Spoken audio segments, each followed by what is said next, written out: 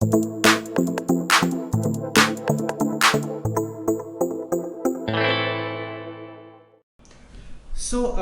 sir, one more question is that what practices, according to you, need to be either discontinued or followed by the dentists of today? Are there any specific practices, or maybe just attitudes or behaviors that we need to inculcate as younger dentists, which might have either become dwindled over the period of time, or maybe we need to reinforce those things in the younger dentists? Yeah, this is what we just talked about also. You see, let's not be so concerned about turnover of patients. Right. Let's not talk about the numbers per se. Numbers, yeah. Right. You always have to decide on whether you want to have a quality practice or a quantity practice. Right. So once you have a quality practice, that will be there only if you give enough time to the patient, you are honest to the patient, and your work is excellent. Right. So once you have a quality practice, one is your goodwill is maintained. Right. Now, like we have so many patients who are still with us Yes. from our early days of practice. Inclusive. Yes, of us. like Right. your family has been there. Yes. So so that is very important to build up a qualitative practice. Right. And quantity is important, but not so much. Right. Why? Because once you have quality, so what you earn from 2 patients in a qualitative practice, Right. Absolutely. you may not earn that much from 5 or 10 5 or 10 patients in a patients. quantitative practice. Right. So the difference comes in. Right. So it's always the focus should be to this is a practice. This is a thought process which every young dentist must inculcate. Yes. That I want to build a quality practice. It's very Right. simple. I may see one patient in a day or one Yes. in a week or Yes. Whatever, but Yes. that one patient, Needs to go back. I will hook him for the rest of my life Right. and his life. Right. Absolutely. So it has to be that way. Absolutely. And there is no point in seeing 10 patients and doing slipshod work and earning so much amount of money, whereas while you can earn the same amount of money or more money by seeing 2 patients Right. and giving them enough time and doing qualitative treatment, Right. and you get more professional satisfaction also. Yes. You are I think not that is very important. taxed physically and mentally Yes. also. Yes. Professional satisfaction is very important. That is very important. And it's very important to have work by, in 1984, we were probably the first ones in Delhi to start working, a dental practice working with appointments. Okay. There were many dentists, yes, Right. fine. But the general trend was, they were dentists who always had 10-15 patients It was like waiting. an OPD kind of a thing. Yeah, Right. which does not make sense because every patient's time is precious. Right. You don't want to keep them waiting for too long. So you don't want to keep, and for a young dentist, when we started practice, we had a very small clinic in our rented house only. Right. So it was a residence cum clinic. Yes. So, but we had our timings that these are our timings 9 to 7. Right. Now there were a lot of colony people who used to ring the bell off and on, at 8 o'clock at night. Right. And initially we faced that problem. They used to say, "Ki Daksa wo dikhana tha dant." We used to tell them, "Look, 7 o'clock is our Closing time. time. Right. So we don't see patients beyond that. We can fix up another time for you." Right. And quite a couple of them did, remark that, "Doc, you are a young chap. You have just started practice Right. and you are turning away patients." I said, "I'm not Right. turning you away. Right. I'm just telling you that, look, if you have pain or something, I can prescribe a medicine for you. But if you want the treatment part, The that I undivided cannot do attention. now. You have to come within working hours." It's very simple. I think what. So Sir has- gradually patients got into that. Yes. That's very important. And gradually patients also realize that they have an appointment system where when we go, we are not made to wait. Rarely, yes, maybe 10-15 minutes if a procedure unexpectedly Right. takes long. But it's not that we are waiting for 1 hour in the waiting area or something. So, Uncle, do you think, as a part of a message to our young dentists as well, we need to respect our own time as well, Oh, isn't it? absolutely. That Right? is very important. Because I've seen this trend as well. I mean, also I would also take, sometimes I've also been like that. If a patient has probably called me, if not at too much of an early hour, and they said that I'm in a little too much pain, or maybe even if it's like a slight amount of pain, and would I be able to see them?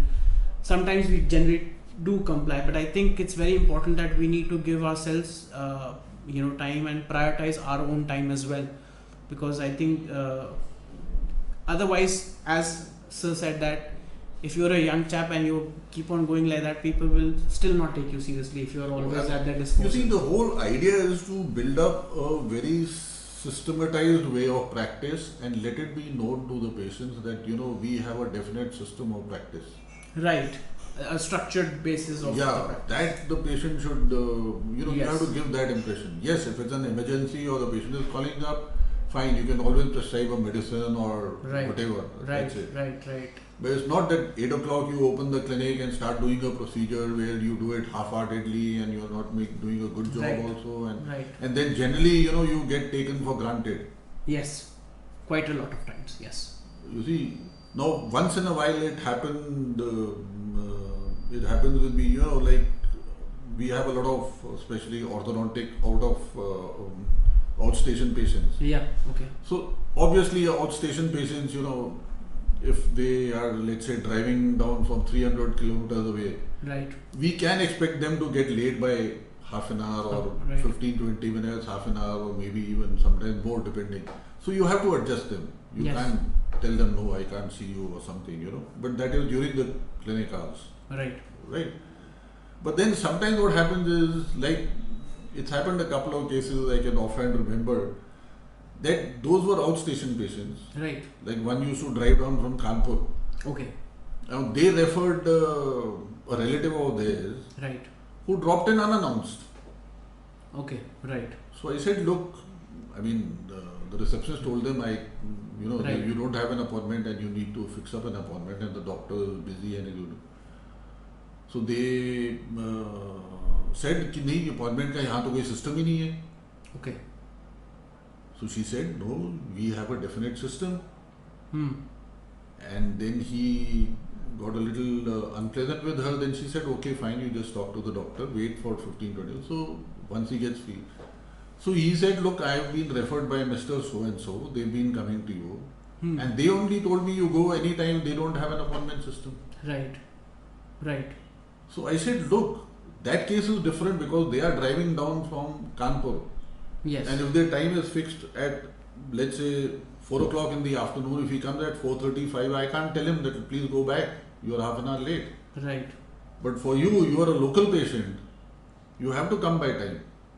Right. And I'm sorry, I Absolutely. already have my appointment. And, so that Yes. is the, but you have to be very firm. The Yes. idea is once you have a system, you have to be Yes. very firm. I would like to So ask. although that was a new case Right. and a new ortho case which probably Yes. anyone would want, but I said, look, I'm sorry, you'll have to come back. Then he appreciated. I said, oh, they only gave me this impression. I said, that's because they are outstation patients. And if Yes. he's driving down, they always, somehow or the other, they prefer driving down from Kanpur rather than taking a Right. flight or whatever, for whatever reason. I would want to build up onto that one question with another further question that has just popped into my head, sir. Obviously, you must have come across some unruly patients in your practice or over the period of time. How do we manage such patients without losing our cool? Because, obviously, there's two schools of thought. There's one that obviously you need to obviously stand your ground and be firm. But there's also this one set of dentists, senior dentists who says that you have to be very calm and welcoming to them no matter what their behavior is. I mean that's maybe a more of a philosophical aspect about it. But I feel that sometimes we need to really do a stand our ground and make sure that we draw a line when it comes to patients who are unpleasant or unruly or probably for whatever reasons that they behave in whatever way that they do behave. So, what are your See, insights about fortunately, that? we've not had so much of a problem in this aspect, but then it's very clear, you be politely firm. Right. You have to be firm if you are, standing on good ground. Right. So you be firm, Hmm. but then at the same time you can't lose your cool. That's You very have to important. still be Right. very polite, because after all, all this is happening in your clinic. Right. So you can't have a situation Right. where the patient Right. is unpleasant and you become unpleasant also. Right. You can be firm, but you can be polite also. Right. So, but yes, if the patient is at fault, Right. fine, you don't build up on that. But You if just- you know you are correct, you are right, Right. then you stand your ground, but be polite about it. Right. You can't sort of Right, right. lose your cool Right, or right. something. So, sir, what do you think? I mean, we've already talked about a lot of things in the whole course of this discussion. But what, according to you, are like the qualities of an ideal dentist? We've already talked about the whole honesty and all those things. Is there anything else you would want to build upon that? Anything else apart from the skill and the honesty, or anything else? Maybe it's about how like from my aspect, I also, I mean, I know you're a bibliophile yourself, you like to read, so that's what has helped me in my practice a lot, that I would want to learn a lot of things about the world around me, maybe through books or anything.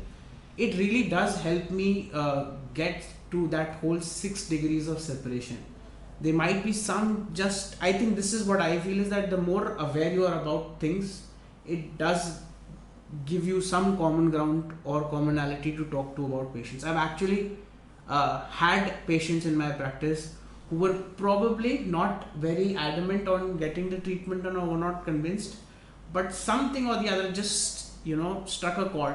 I mean, this is just one of the things that I feel that we need to be very open to learning new things, and not just about dentistry, about people in general. I think we should be more insightful towards learning about our patients. Yeah, that is very important. I mean, apart from your, skill encompasses that, you sort of are up to date with all your learning in your profession. Right. But it's generally good to also, when the patient comes to you, it's good to sort of Do your homework regarding that? Maybe? the idea is that you sort of engage him in other things also, apart from Right. of course you give your treatment the priority, Right. and this should not be there in the beginning, but once you have done the work and the appointment, at the end of the appointment, even if he has to come again, maybe small chit chat about other A things, small talk about, kind of a thing, right? yeah, Right. so that of course is very important to sort of it puts the patient at ease also, Right. Definitely. that this doctor is also human and has some other varied Concerns interests and also, other things, and right. maybe about society, maybe about anything, photography or games or reading or books. I mean, these are things which are add-ons, Right. which Right. can endear you more to the patient, Right. Right. So the patient feels less intimidated, because after all, whenever a patient is coming to a dental clinic, There's a sense of first few apprehension. times that Yes. the patient is intimidated a little. There is a painful treatment, and we know that the industry can be painful at times, but by and large now things are different. Yes. It Right. is not that painful or unpleasant. Sir, I would, since you've just talked about, because I obviously would want to learn about, the foregone aspects about that whole thing. How painless has dentistry become now compared to when you had started? I mean, is there a huge difference when it comes to maybe, let's not get into the material science about it, but as such, maybe, how the procedures were before, maybe the instruments, the kind of things, because I remember, as far as I remember, even the scalers that we used to use maybe a couple of decades ago were quite an endearing experience for patients when it came to stuff like sensitivity. So has the pain aspect really come down, or maybe we have just probably reinforced ourselves to make it less painful? I think technology has helped, but then basically it is the dentist's way Right. of working. Right. You see, I mean, let's say if you have to do an extraction. Right. I mean, as far as technology is concerned, there is no difference between what we were doing Yeah. then and what we are Right. doing now. Right. It's just the same. Right. You see, it's just how you are manipulating the tissues and how, like I said, putting your hands in the patient's mouth Right. and working in that confined space, that is what is important. Right. Right. Absolutely. You see, Right. for anything you say, fine, you got your ultrasonic scaler, they have advanced a little, there's probably more fine vibration now Right. and all. Right. But then, you see, it ultimately depends on how you handle technology. Right. Now, I'll give you an example which happened a couple of years back in our clinic only. Hmm. Our junior doctor, I mean, she had about 4 or 5 years of experience after BDS. BDS, and then she came to work with us. Hmm. So we had this patient, he was a minister, prominent minister in one of the neighboring countries of India. All right. And he came over, he needed a cleaning Right. sitting. Now, unfortunately, my wife was not there, and so fine. I told him that, look, so and so will do it. Hmm. He says, okay, doc, I don't mind if she's working with you. That means. But that dentist made it so painful for him. And we Right. have one of the best scalers available here. Right. You have any Yeah, state of the so art. that's not right. So that gentleman had been coming to us for about almost 10-15 years for Right. treatment, and he said, look, doc, I'm sorry to say, but this is the first time it's been such a terrible experience. It's been so very painful. I Right. was feeling so bad, and so then I looked into his mouth and all, and they, for a simple cleaning, they were lacerations in the gums Okay. here and there. Right. So of course, so the idea is, why I'm bringing up this point is that technology is there making things easy for us, Right. but we should not depend fully on On technology. technology. Right. Absolutely. Let's say you have a rotary endo system. That again is very Right. controversial. Yes, Whether yes. rotary is good or bad. There are Right. Right. we can have a long discussion on Yes, that yes. also. But just because you have a rotary system of preparing the canal doesn't mean that you'll do a good root canal. Exactly. You can do a fantastic root canal without that also. Right. And you can mess up the thing even using so that basic factor should not be lost. I'll add up onto that point on a very personal note. So nowadays, when I obviously do flap surgeries, my patients are very comfortable, and I get a good feedback from my patients that the procedure was very painless and all those things. I still remember, so I won't want to call myself a muscular guy, but then again, I'm again a guy who would probably have more strength than the above average people or whatever. When I started doing my flap surgeries as a postgraduate resident, and I was not aware of the exact technique and the whole dexterity behind how to reflect a flap, and I still remember very clearly, it was one of my surgeries and I had started doing it and I was having struggles. It was just one of my initial flap surgeries, and my professor came up to me and he just made me stop. It's like, it's not about the brute force, it's just about how you use the technique. And she's light as a feather herself. Beautifully she opened the flap, and that is one of the very foundation of some of the lessons that I've learned as a practicing clinician, is that, as you said, dexterity in whatever you do is very important, no matter whatever your tools are. Absolutely, they are mere tools. They are just mere tools. Ultimately, you have to. I forgot what that proverb was. A bad, I think, craftsman always blames the tools.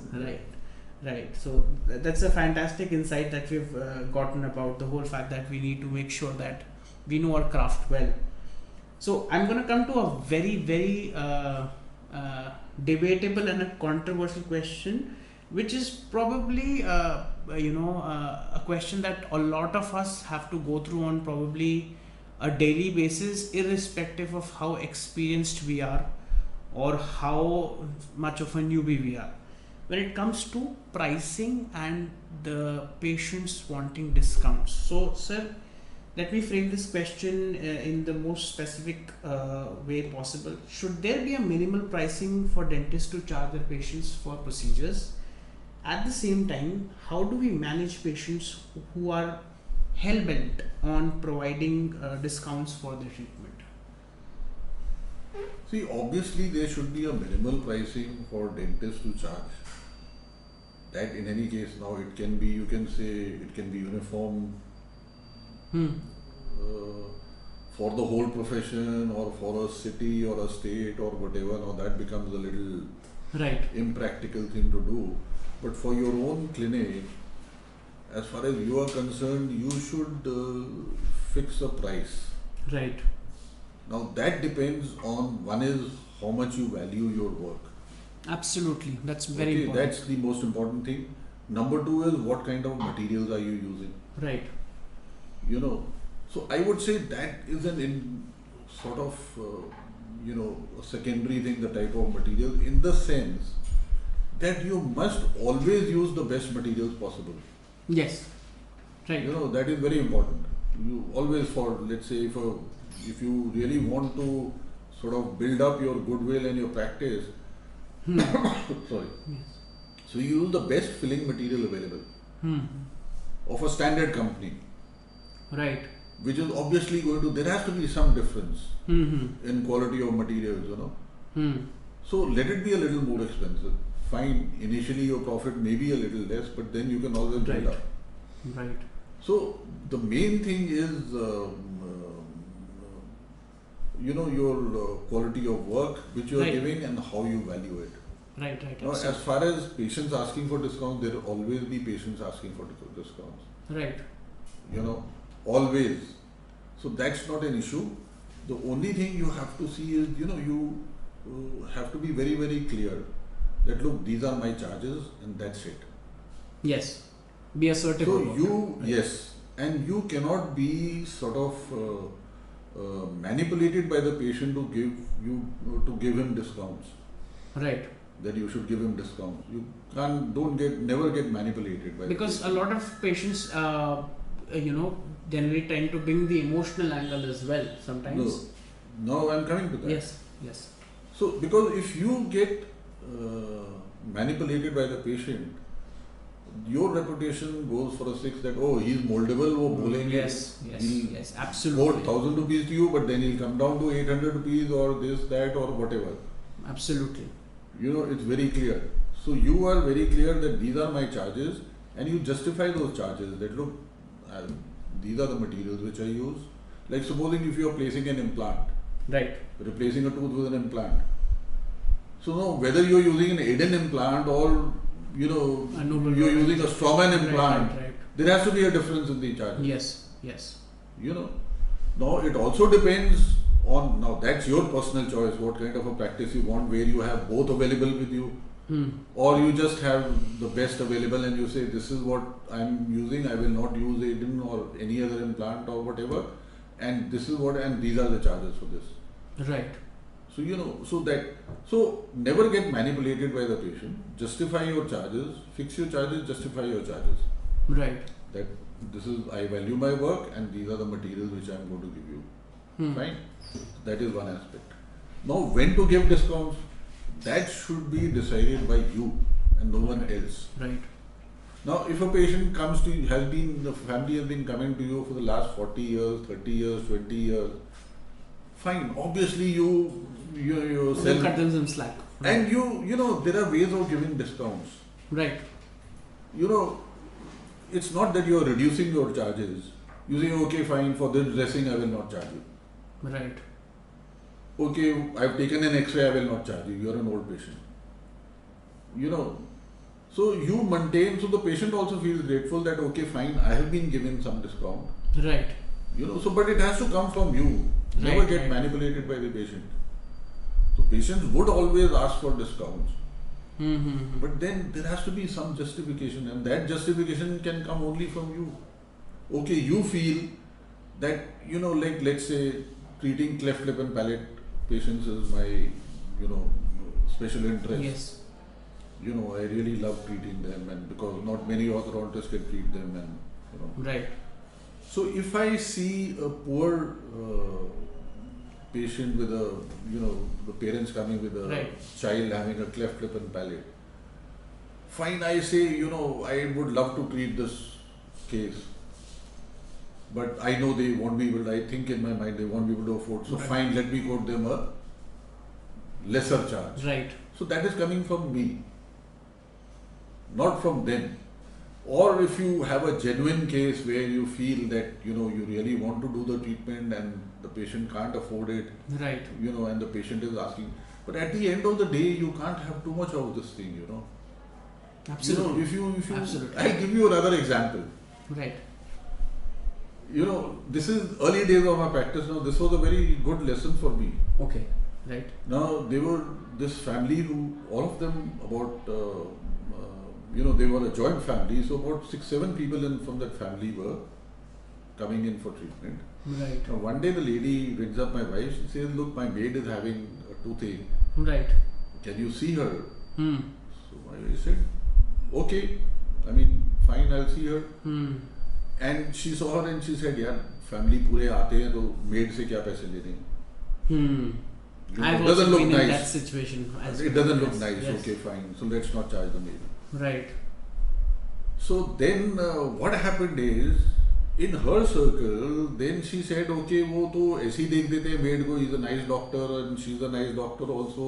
वो दोनों ऐसे ही देख देते हैं servants और maid को तो." पता चला जो उनके सर्कल में हमारे और भी पेशेंट थे वो सब अपने सर्वेंट्स लाने शुरू कर दिए Right. कि ये तो ऐसे ही दे देते. Then we said, "Look, our clinic is not for servants.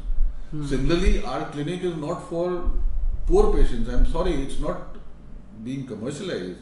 Hmm. But if I, the kind of materials or this thing, I can do it for one odd patient, but not for, you can't have a situation कि सारे ही गरीब आदमी आपके पास आने शुरू हो गए. I would actually And want. then we Yes. started. Yes. Very Then we important. started, then we thought about this. Right. And we said, then he said, "Yeah, look, this is not on." Right. Because after all, we have a limited physical stamina. Yes. We have a limited working time. Yes. And if we spend seeing so much this thing, so how, what happens to our productive time? Right. So then we started charging all the servants or whatever they would. Firstly, we used to refuse. We started refusing, then we said, "You'll have to pay charges." Right. So then a couple of patients said, "But doc, servants तो गरीब आदमी है." I said, "गरीब आदमी है तो आप उसके charges दीजिए, वो आपका servant है." Okay. That makes sense. Right. Right. Then we started saying, "Fine, you don't want to go, you are sending us that person." I said, he's a poor man, you send him to the dental department of All India Institute, Maulana Azad, wherever you, वहाँ तो free हो जाएगा. नहीं, वहाँ line बड़ी लंबी है, time बड़ा waste हो जाएगा, घर का काम रह जाता. I said, "You pay for it. After all, he or she is your servant, you pay for that. If you are saying he or she is a poor man, I will pay gladly for my servant. Right. But why should I pay for any other person? It's like Absolutely. paying for, Actually. So these are things you will be. Right. But We come now across here, these days. So here you have to draw a line. Yes. Don't think मेरी goodwill खराब हो जाएगी. Right. Right. Here you have to draw a line. Very valid point. Yes. Here it's very important to draw a line here. Yes. Yes. So this we learned. Right. By baptism by fire. Yes. Yes. Yes. So you can't have a situation where everyone coming for treatment, मेरे servant को भी देखा, मेरे servant को भी, अरे उससे आप कैसे पैसे तो गरीब आदमी. Right. तो मान लिया गरीब आदमी है, आप उसको अस्पताल भेज दो किसी सरकारी. Absolutely. वहाँ नहीं तो आप पैसे दो भाई, आपका servant है. Absolutely. Absolutely. So now we are very clear, Yes. and there's nothing to feel though. We have a limited So- stamina, limited working time. You see, especially anytime, just examining a patient, we end up spending so much amount of Time money. and energy. Yes. And Time as well as money. Right. Because, your sterilization of instrument, Yes. your glove. People don't understand Yeah. that. Yes. Yes. So, yes. At the same time, you have to, ultimately, everyone is wanting to make a living. Exactly. So, but you do it honorably. Yes. So this is the point where you should not get manipulated. Right. So discounts is something Yes. you should be very clear. I am going to decide the discounts. I won't get manipulated. Right. The other small point also I'll come to you. There are a lot of patients who come to us for false billing. Yes. Yes. That's also कि it. अच्छा आप we've had patients saying कि देखो हमको 80% reimburse होता है. जी. ठीक है, तो आप उसको कोट एक्स्ट्रा करो, एक्स्ट्रा कोट करके ताकि हमको कुछ ना देना पड़े, आप भी ज्यादा ले लो. Never enter into that. Because that means it is a reflection on your character. Yes, absolutely. And this person can be manipulated to any. Some patients come, okay doc, I want to file my income tax, and मेरे को एक bill दे दो. Right. You know, इतने हजार का दे दो, मेरे को थोड़ा income tax rebate मिल जाएगा. And you can charge whatever commission you want or something for that. Never ever do that. Right. Because you are a educated, qualified person. This is, I mean, like I always say कि इसीलिए पढ़ाई थोड़ी की थी कि ऐसे पैसा कमाना, commission से or whatever. There are some patients who say कि अच्छा आप ये ट्रीटमेंट इसका रिम्बर्स नहीं होता है, ऐसा नहीं है, ऐसा लिख दो, ये लिख दो, बच्चे का कर रहे हो, मेरे नाम दे दो. सॉरी, आप मेरे को पैसा दे रहे हो, आप उसकी रिसीट ले लो, आपको रिम्बर्स होता है या नहीं होता, is a different thing all together. Also, sir, today morning I had a patient who okay. said, okay, doc, you know, I'm doing orthodontic treatment for his daughter. He said, doc, can you give the bill on my name? I said, sorry. No, right, absolutely. No, doc, but I'm paying you. I said, yes, I'm giving you a receipt. And our receipt says for treatment rendered to right Miss so and so received from Mr. so and so. So you know, you're very clear. Also, sir, I wanted to ask about this whole aspect because you've touched on a very, very valid point right now, because I don't think a lot of clinicians document, we are obviously documenting consents, but we're not documenting the charges being written or having a receipt book for whatever reasons. I don't know, that's everyone's personal purview if they want to give taxes or not or whatever. But how do we make sure that there is a transparency regarding the documentation of the charges and the receiving of the charges to the clinician from the patient, and how do we basically go about that documentation so that in case or in lieu of any sort of, I won't call it medical legal litigation, but any sort of litigation or any sort of feud that happens, we can produce that at least in front of the patient, if not in front of the court, and say that this is what we quoted and this is what needs to be done. Because a lot of times patients say कि doctor साहब आपने तो ये बात बोली थी और आपने फिर मेरे को बताया कितने चार्जेस हैं, आपने ऐसे कैसे कर दिया, आपने वैसे कैसे कर दिया. So how do we make sure that it's you have to have a very clear cut system of right. Every patient must have a file or a card. Yeah. So I follow the same system inspired from Sir's clinic. Yes. So on which you have to write that these are the charges I have quoted for this particular procedure, and this is, and date wise this is the payment I have received, and your receptionist or you or whoever, someone cuts the receipt, a numbered receipt. Now it is very important to have, you know, there are certain expenses which, I mean, they are just expenses, they don't give you any return, but they are very important. And that is to get hold of a good accountant. Okay. Who can maintain your accounts. All right. You must cut receipts for your every patient. In our clinic we do it for every patient, but that's your choice. Okay, you want to do it. Right. But you have to cut receipts. And you have to maintain all the books. This is very important. Very. Right from day one, we were advised this by my father, who was, from the finance side, Government of India. So he said, you must maintain your books. Please inquire what all books you are supposed to maintain. So, we are supposed to maintain a daily work register. Right. Where date is given and the name of the patient, what work was done, payment received. So this is a daily work register of all the patients that you are seeing. Dentist, please make a note of this. Yes. And then you have to have a receipt book. Right. Absolutely. Where you are officially cutting receipts for all check payments and this, that and all. And then you have a file or a card where in your own handwriting or online, if you have a computerized system, fine. You are entering yourself that this is what I have quoted to the patient for this procedure, and he has paid this much installment now, this much next time, or whatever. Yes. It has to be documented. I It is take very a clear. countersign as well of the patient saying this is the receiving, this is the things I've quoted. They sign it. I have kept it. I send them a photograph of it as well, saying this has been documented. These days very simple. Yeah, if you have a written this thing, just ask the patient to take a photograph Yes, on his that's the fine, best thing you to know. do. Right.